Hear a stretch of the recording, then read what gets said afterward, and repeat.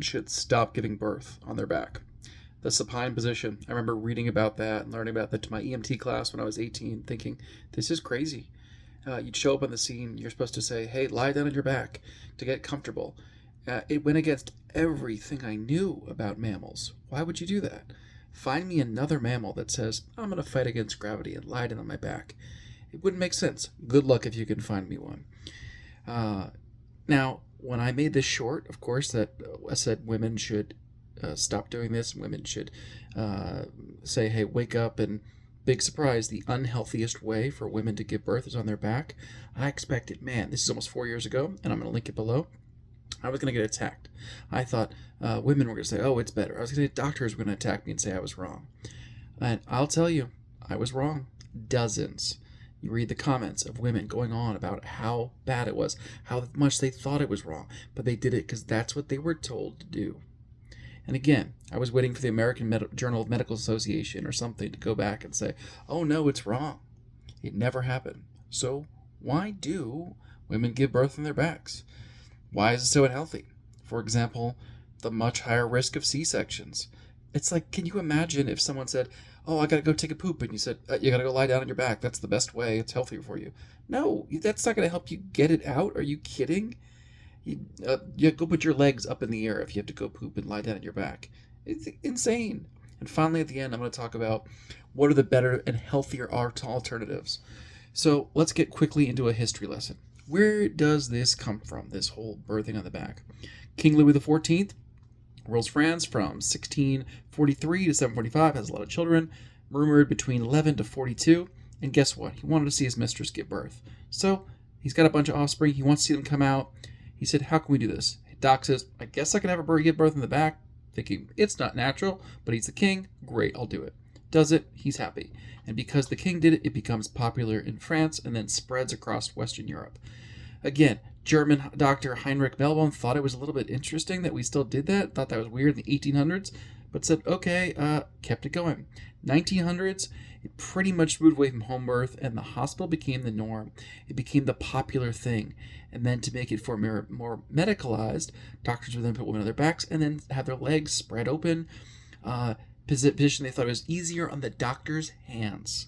Again, of course, it leads to this massive thing for fetal heart rate goes up. It causes huge complications, and you get a huge spike in C-sections. So again, maybe from doctor intervention things, but otherwise it should never happen. They even had some procedures where they had women that they would close their knees together and lift their legs way up in the air. Women could have passed out. It was terrible. They also would commonly give large doses of opium, and then they would use forceps to rip the babies out, and then because the women were so drugged up they couldn't do it. And again, this is just pseudoscience, garbage spread all around it. So mamas should have the option to elect for home birth, water births, unconventional, since those aren't things. Moving on.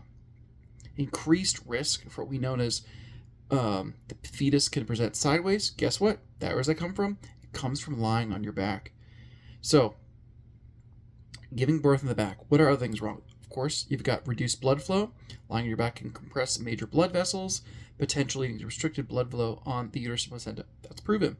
Smaller pelvic opening. Guess what? It only opens up 80%. You get a 20% reduction by being on your back. Interference with natural labor. Big surprise.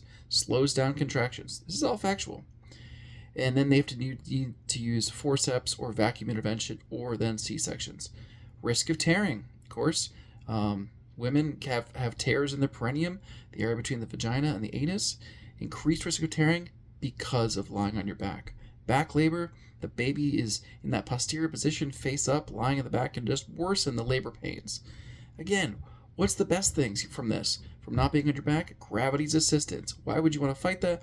Like walking, squatting, sitting. Using gravity to help you. Increased pelvic opening. If you're not on your back, allow the tailbone moving out of the way, maximizing that pelvic opening. Examples of upright birth positions are standing, squatting, kneeling, being on all fours, sitting or birthing in chairs. These are all things where gravity can help. And again, you have that massive lower rates of emergency and red C-sections, and shoulders being dislocated. So, what will it take to fix this archaic medical practice that goes against basic physiology? Again, I'm a biologist. I'll happily debate any doctor on this. It's the science of how organisms function, by the way, is physiology. So, how do you keep up with the real science that is there? We know. Again, I'll gladly debate any doctor that wants to argue the supine position is the healthiest way. But I doubt, again, that I'll have any takers. Let me know what you'll think. Women, I'd love to hear from you. Your experiences. Are you telling you there's other birth options that lower risk of C-section, or just having you lie down, put your leg up? Again, like you go to a gynecologist's office. And they should also be looking at other options for this when they do exams, but that's another story. And why would the doctors want to have to learn anything new when they can just use old medical garbage from the 1700s? As always, let me know what you all think.